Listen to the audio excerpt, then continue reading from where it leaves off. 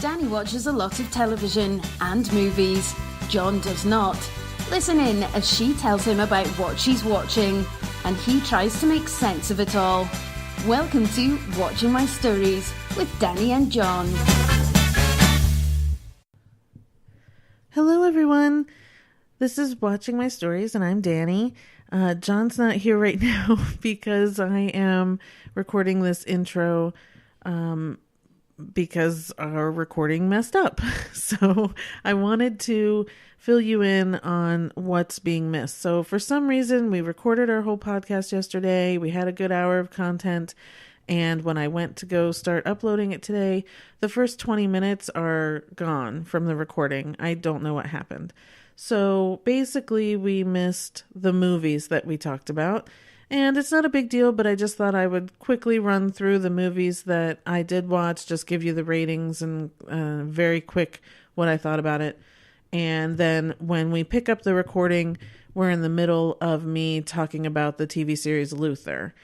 So the first movie I talked about was The Favorite with Olivia Colman and Emma Stone and Rachel Weisz. I gave it 3 stars. It's not a comedy that they try to sell it as. It was in the comedy categories, Golden Globes. I went into it expecting that, and instead it was very much a drama period piece to me. So my expectations were a little, it fell short because it wasn't the comedy I was expecting. It was very well done, very well acted, but I was disappointed because I was expecting something different. I'm not going to go into it any more than that, just so we can get through this. The second movie I watched was Colette with Keira Knightley and Dominic West. I gave that 3 stars as well. Again, very well acted, very good production. It's a great story about a woman who was a writer, and her husband was taking credit for her writing, and then eventually she fought him to get her own credit, and eventually went on to win the Nobel Prize in real life. It's a good story about her exploring sexuality and all the same stuff that we've seen kind of over and over again. This movie felt like a cross between Big Eyes and The Danish Girl a little bit. So I went into it a lot more when we were recording it, but anyway, it's very well done. Keira's very good in it. But again, maybe it was just my mood when I was watching it. The next movie I talked about was Ralph Breaks the Internet. I gave that 3.5 stars. I really enjoyed this one. I think I may have liked this one more than the first Ralph movie. It was really insightful. I love the way that Pixar figures out what these things look like that we don't really see and that don't actually exist, but to see the inner workings of the internet through their eyes it was spot on, perfect, funny, really enjoyed it. Kids will love it for their reasons, but I think adults will really like it because of that. So I enjoyed that. Then I switched to TV and I started talking about Luther, the 5th season, that came out a couple weeks ago, and how much I love it. I'm honestly not sure I remember where the podcast actually picks up, but I'm somewhere in the middle of talking about what a complicated character that John Luther is and how much I love the character, and I've never really seen it anywhere else on television. So I'm just going to go ahead and start off wherever this podcast picks up. I'm very sorry about the glitch this week, but it happens, and we'll get through TV, and then John and I discuss the movies of Emma Stone in the Actors Corner. So I hope you still like the show this week, and thanks for sticking with us. Okay, here we go. We're in the middle of talking about Luther. And he's just back in London, and he's a cop again, and I'm just like, what's going on? Are they cutting that out? Like, where's Alice? And why isn't she here? And why isn't he? But we have seen that he has a rack of all the same coats and all the same shirts because he only wears, that outfit. But they do explain to us eventually when she shows up what happened to them and where they went and what they did and all that stuff. So, okay. Anyway, here's the thing. Luther's one of those characters that it's hard to describe, but the amount of love and affection I have for him is so overwhelming. And I watching this season, I was really trying hard to zone in on why. And because I'm not sure that I've ever seen a character like this on television before. And I think when we talk about, that run of flawed men that were always on TV, Sopranos and Mad Men and Breaking Bad and all that stuff, and it was like getting overwhelming, like, oh, do I have to watch another man that has all these flaws? Mm-hmm. Luther's so much more complicated than that. He has this inane desire, almost like almost dangerous need to do the right thing, even if that means doing the wrong thing. He'll do the wrong thing to get there. To get to the right thing. Yeah, okay. And it's such an interesting thing to watch because you are on his side because you know where he's getting to, and you just wonder, how many times do you have to cross the line? And I guess we could even take that comparison to most of these others, right? So Walter White, we know he's doing the wrong thing because he wants to take care of his family if he's going to die of cancer. But this is so different because he is a cop. And he literally has killed people or somewhat killed people, or has left his wife behind, or whatever the decisions are regarding his own personal safety means nothing as long as he is doing the right thing for everyone else in his community. Okay. It's just, and that was kind of the focus of this season, actually. It's just an amazing sort of character to watch, to have that strong of a moral compass that he can look a few steps ahead to say, well, if I do this right now and this right now and this right now, it will help and save, or the outcome will be okay. There's just a complication to him that honestly, even after 5 seasons, we don't fully know still. There's a lot of that, it's just, I don't know. I guess I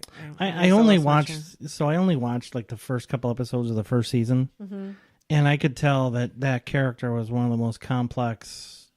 It's certainly going to turn out to be one of the most complex characters on television. Yeah, but you are with him. Like, that's, there's never been a second where I've said that went too far, or and here's the thing, like Alice Morgan, we meet her in the very first series, in the very first episode, and she's a psychopath and she's killed her family and she's horrendous. But on this, it's kind of like they are the yin and yang, because she is willing to do everything wrong just to do what she wants. And yet I've always wanted them together. You're always wanting them to get together, and it's this perfect kind of partnership. But then, really in this season we find out it really isn't. It's just so interesting.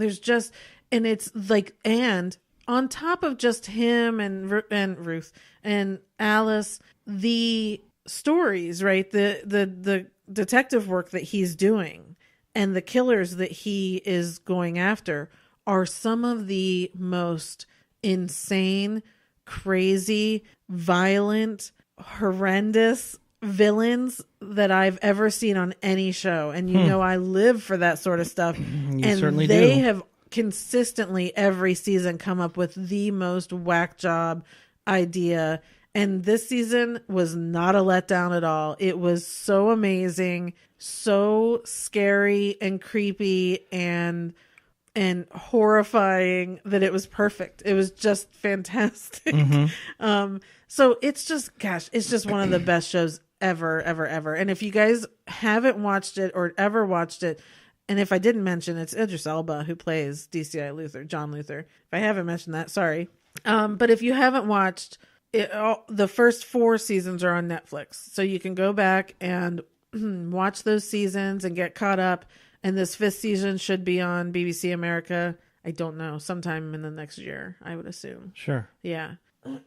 So good. Just so good. Just so good. Okay. I just can't. It's just so good.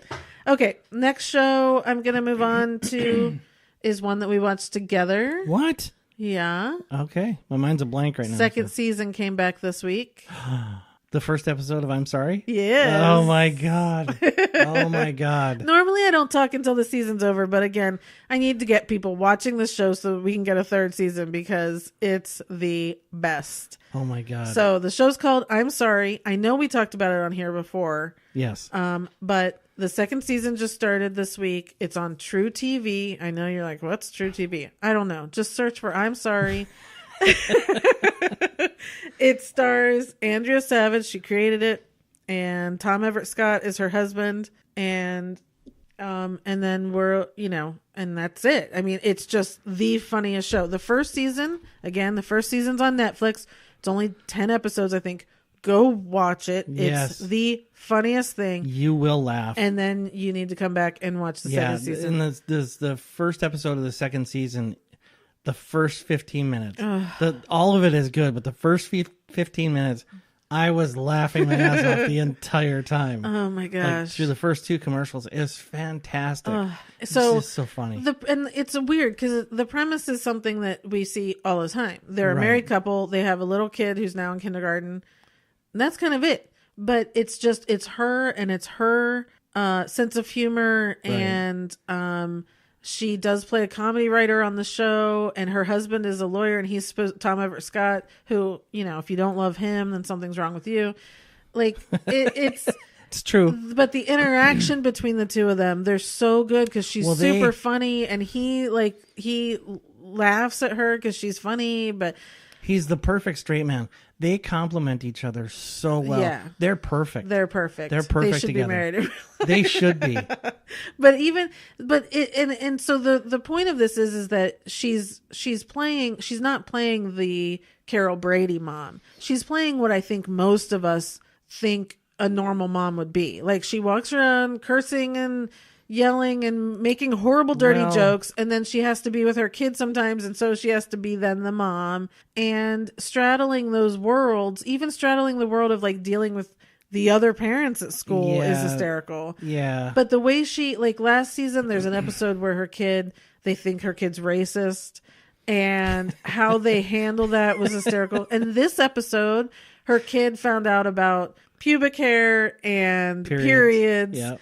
And just dealing with all of that when you have a 6 or 7 year old kid and having to teach them about all that because they hear about it at school. Yes.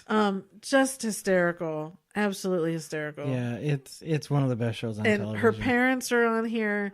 Her parents are so funny. And the thing is, when you hear Andrea talk about the show, this is most of these stories, like in this episode when Tom Everett Scott walked in a tank top, that happened. Her husband walked out and was like in a tank top, and she was like, no. And she says she found, like, he bought 5 of them and she threw them all out. It was like, what are you doing? So, but even with her parents, she said that a lot of times those stories are real. And, so it's just hysterical. Yeah. Yes. Yeah. She's the best. So I just want to bump it up because it's on True TV. I really want them to get a third season. So please check out the first season on Netflix. Second season's on True TV, I think every Wednesday night. Oh, I thought it was Mondays, but yeah, I have no idea. Just search for it, find it, love it. It's hysterical. Yep. Okay. Totally. Oh, and Jason Mantzoukas is on it too. Yes. Which, hello. That's her writing partner. So the two of them together is just. Oh my God, he's the funniest person in the world. He really is. Oh, next to Andrea Savage. Yeah, exactly. Literally next to Andrea Savage. Yeah.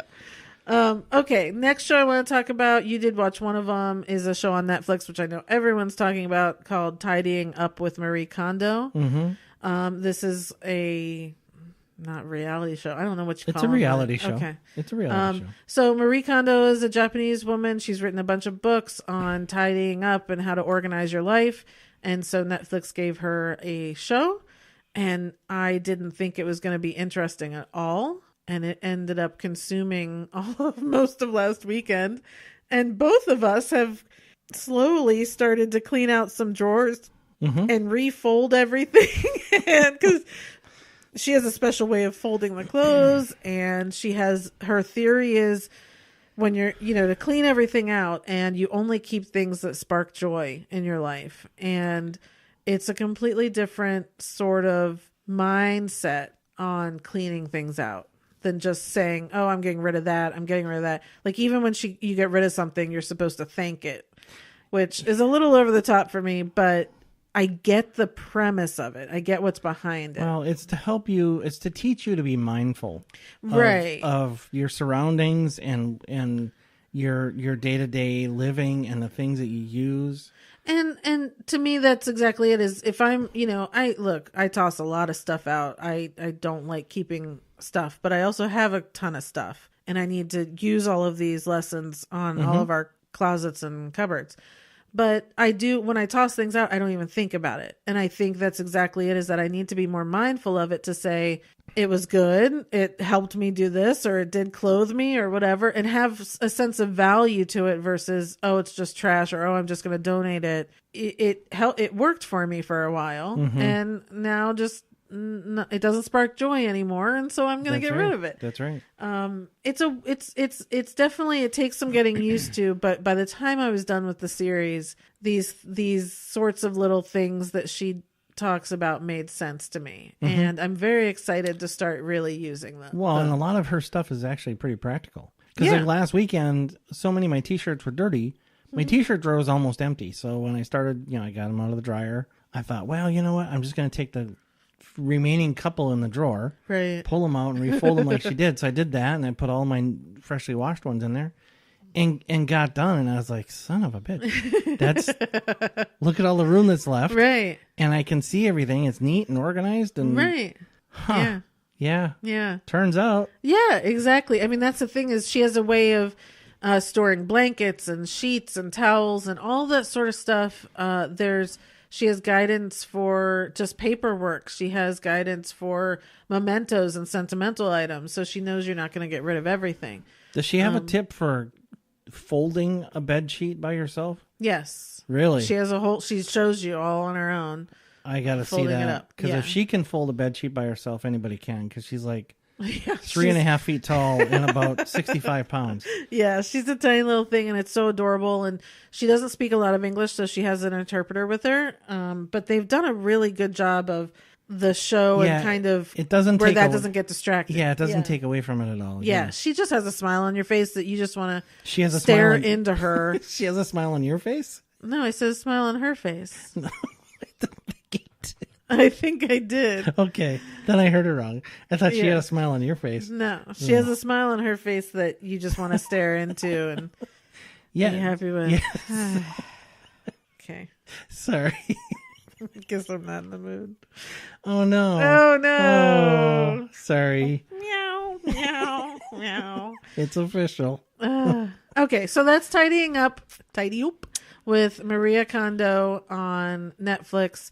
I'm sure you've heard of it by now because everyone's talking about it, but it is worth it. I really liked it. And I think another thing was, she goes into houses that aren't like hoarders' houses. They're normal houses like all of us. You walk in and everyone's house looks neat, but then you open the cupboards and you open the closets and the junk drawers just like all of us. And that's what she's helping with. And that's what I really liked was, it's very relatable. And she goes to people with little kids. She goes to some people who now lost their spouse, so they have an empty home. She is with families that have, like tween kids, so it's like there's something for everyone. Yeah. And the other thing is she gets the kids involved as well, which they walked into one house and like the kids were like, I don't know how to fold laundry. Mom always does that. And she was kind of like, your kids need to start learning how to do, so, and then the pride that the kids took with having responsibility of their own things and putting things away and that sort of thing. So again, I would think if you have kids watching this with them too, would also be a little bit more discussion. Because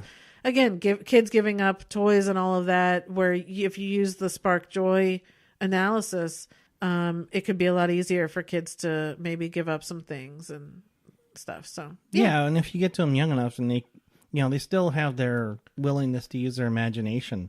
So thanking a piece of clothing, right, is probably not nearly as silly to a kid, a 6 or 7 year old, than it is to a 45-year-old adult. Exactly. Yeah. And you'll find that people, what we found on watching it was, people have different priorities. So some people had a really hard time going through clothes and getting rid of clothes. Some people had a really hard time with books because their connection was to books. There was one guy who kept paperwork, just like notes and doodles, or he was a writer. So he had notebooks going back to when he was a kid. And so it was really hard for him to give up that stuff. So everyone kind of has their thing that you'll find that they want to attach themselves to a little bit more. So it was interesting. I really liked it. It was good. Okay. Yeah. Okay. So the last show I'm going to talk about is another Netflix show called Friends from College. Okay. And this just came back on the Netflix yesterday, and I watched the entire second season yesterday. Very disappointed to find out it wasn't as many episodes as she thought. I thought it was 10 episodes, and it was only 8. So at the end of the 8th, it was done. And They said bye-bye. And she's like, so sad. No.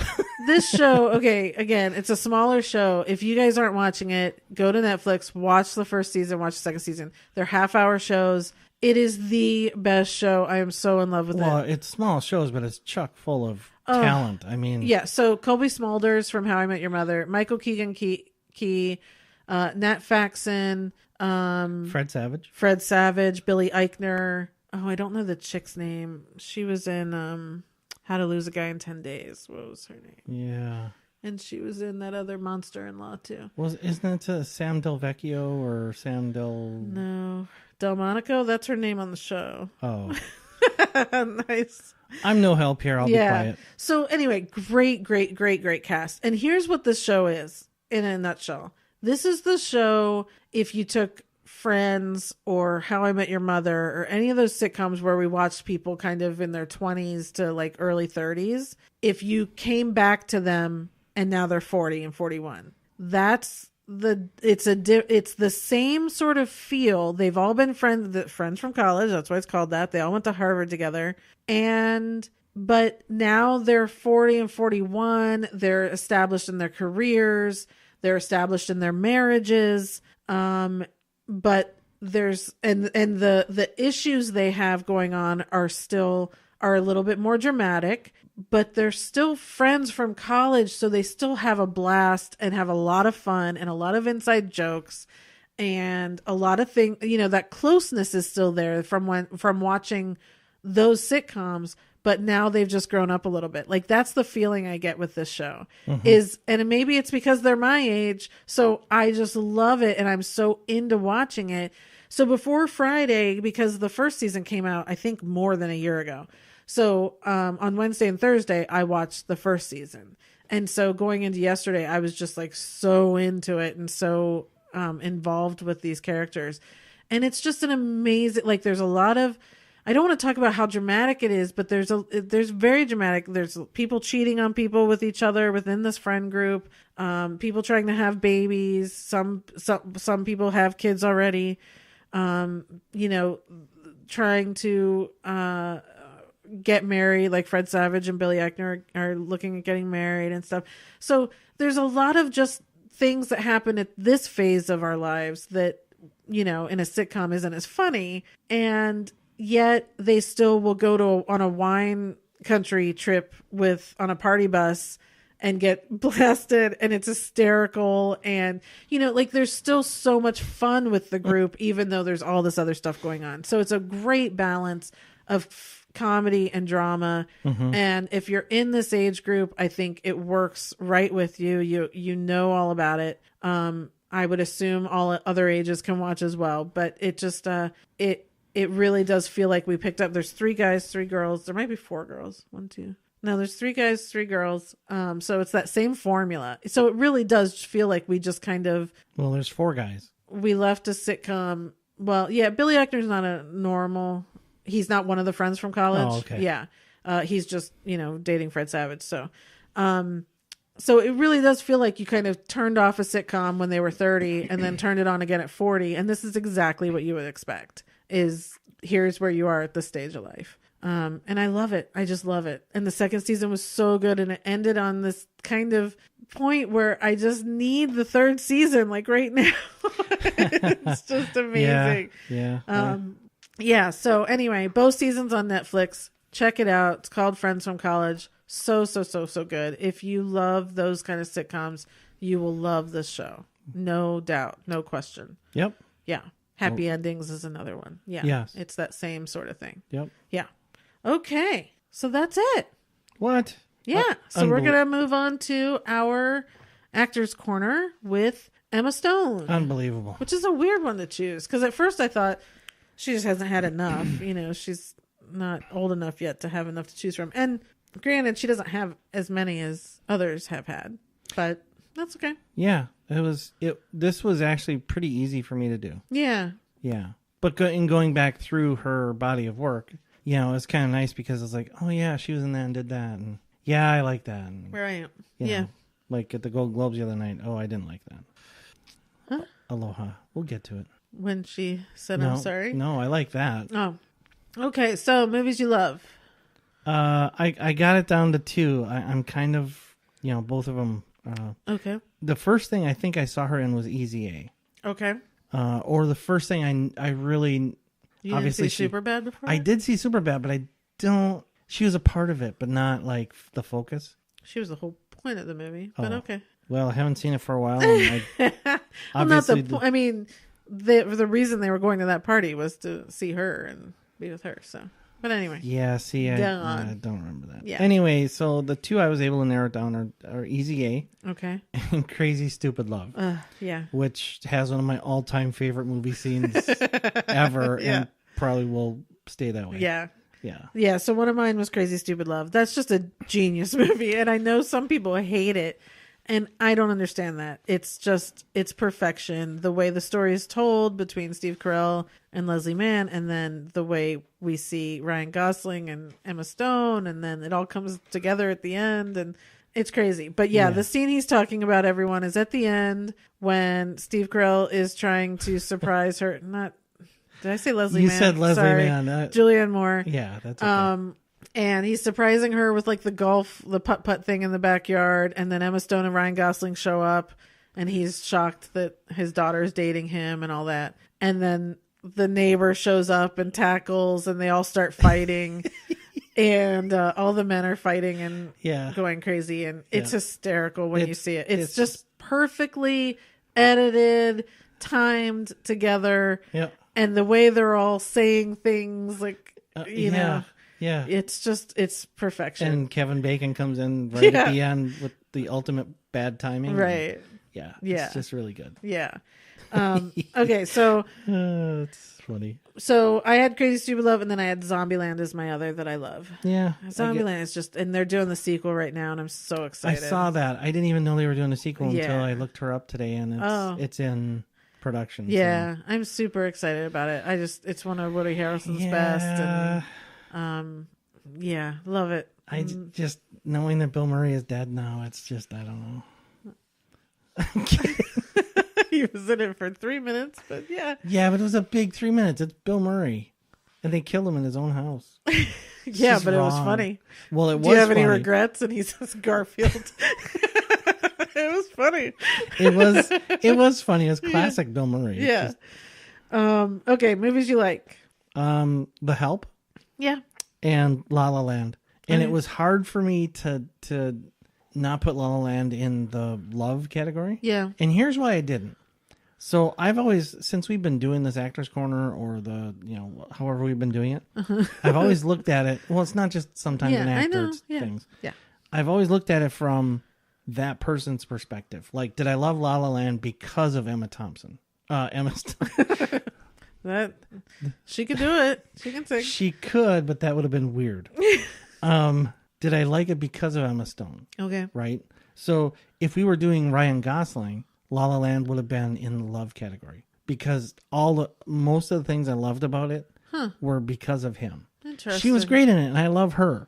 I do. But to me, he was. I get it. Yeah. He was the strength of the movie, right? So that's how that's kind of how how I I did it. Okay, that's fine. Okay, calm down. Sorry, I wasn't even saying anything. It's important to me to make that point to overprove it. So yeah, The Help and La La Land. Okay, so mine, I do have La La Land, and Easy A is in this category for me. Okay, which is weird. You know, it's one of those that I do watch a lot. But I think what I love most about this movie are her parents. So it's a weird, Patricia Clarkson cracks me up in this movie. Oh yeah. So I don't know. But yeah, in La La Land, Who's her father? Stanley Tucci. Oh yeah. Okay. Mm-hmm. I don't know. And so for Easy A, I mean, it's just such a great movie. It's really good. And Thomas Hayden Church is like the ultimate teacher. Right. So Amanda Bynes and it's good. Yep. Yeah. Okay. Movies you hate. Don't make me angry. So I actually added a addendum to the category because we got into a big scrap. We got into a big scrap last night. It doesn't need to be an addendum. Just you submitted for your approval.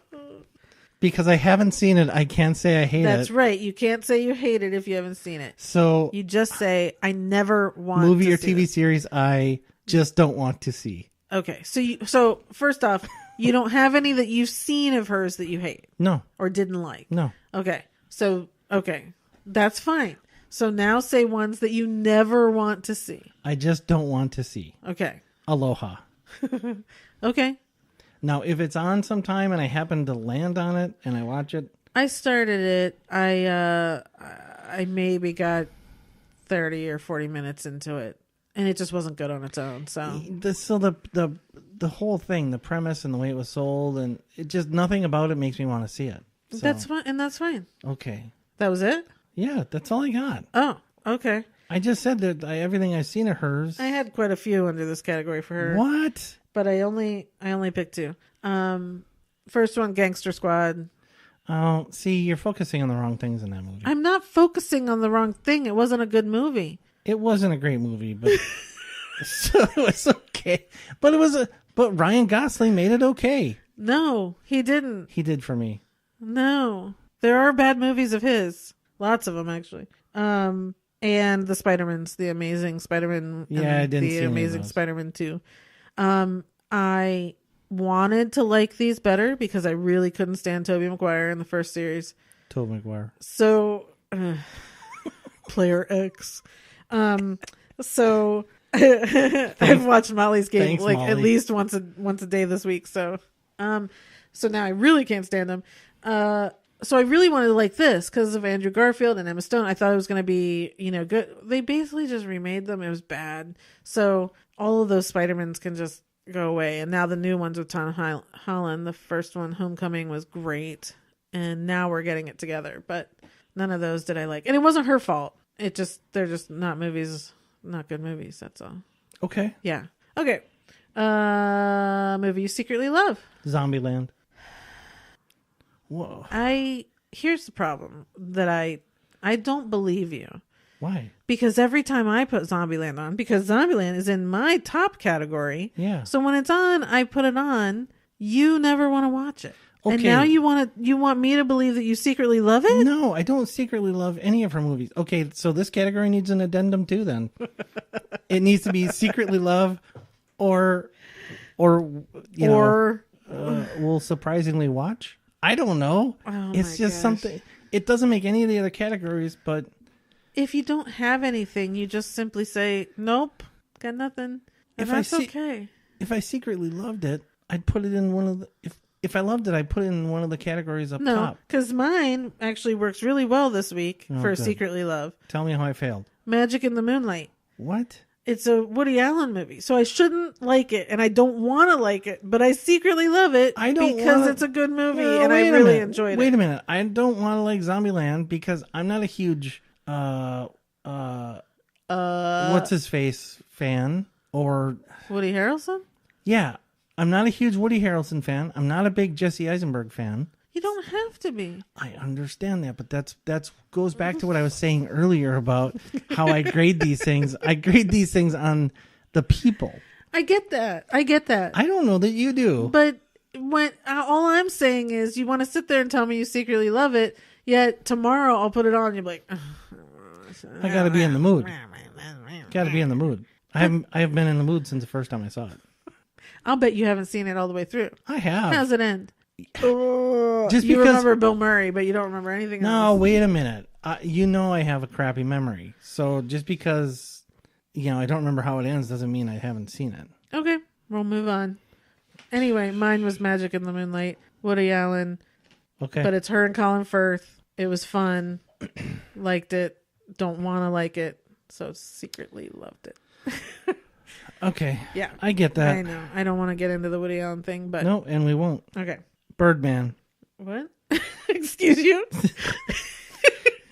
Sorry. It's Tourette's. The next category. Embarrassed I haven't seen. Embarrassed you haven't seen. Yes. Birdman. Me too.